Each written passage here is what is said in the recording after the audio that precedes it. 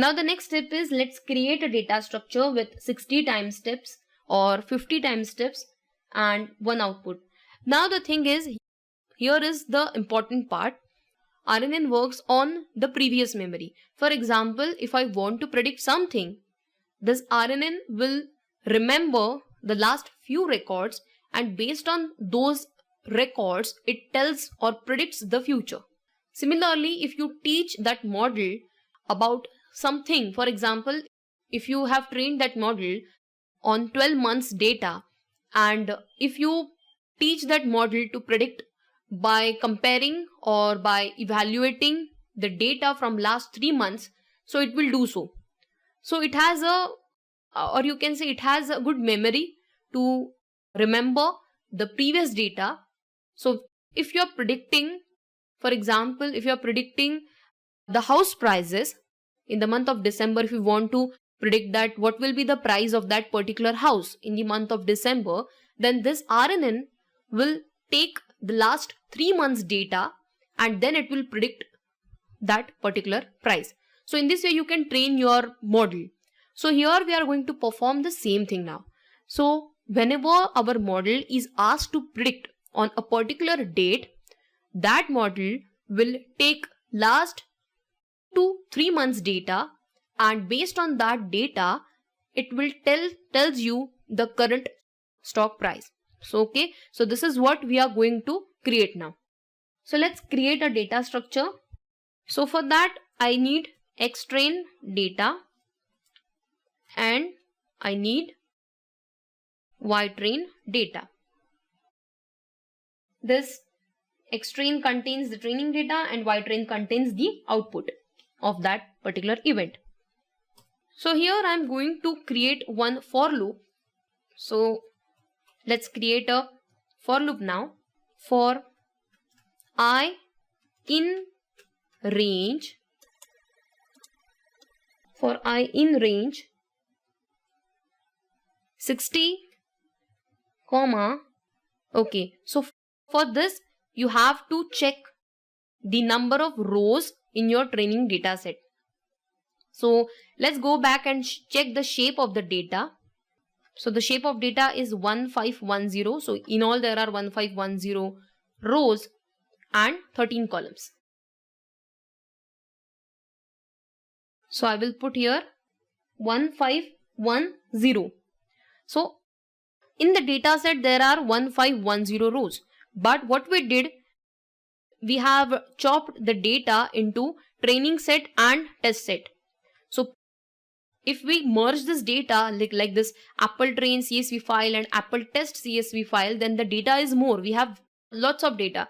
But as I separated these two files, as I separated the test file and the train file, that's why the shape is changed here. So this trainings data, there are 1510 rows. So let's write that. So in all, how many rows are there? 1510 rows are there. Now it depends on you how you want to train your model. For example, if you want to predict the stock price based on the last 2 months stock price, then accordingly you can write that figure here. Now I want, for each and every prediction, I want my model to refer last few transactions, last few prices. So accordingly you can set that value here. So I'm going to set 55. So this is randomly I have chosen 55 days data will be compared to predict. So for example, let's see this data set. Now for example, if I want to predict the data on this particular day, let me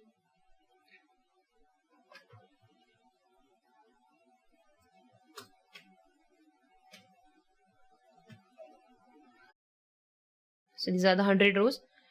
So now if I want to predict the data on 26th 2010, so on this date, for example, I want to predict the data, I will take previous 55 days record to predict the data on this particular day. So this is how we are gonna do here. So that's why I took previous 55 days data and I'm gonna loop through each and every record to predict. So let's move ahead and write the logic. So X train dot append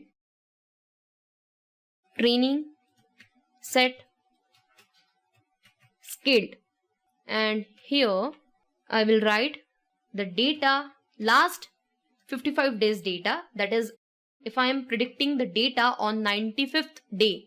So this is what I stands for, this row, 95 row, this row, okay, 98 row for example. So I will check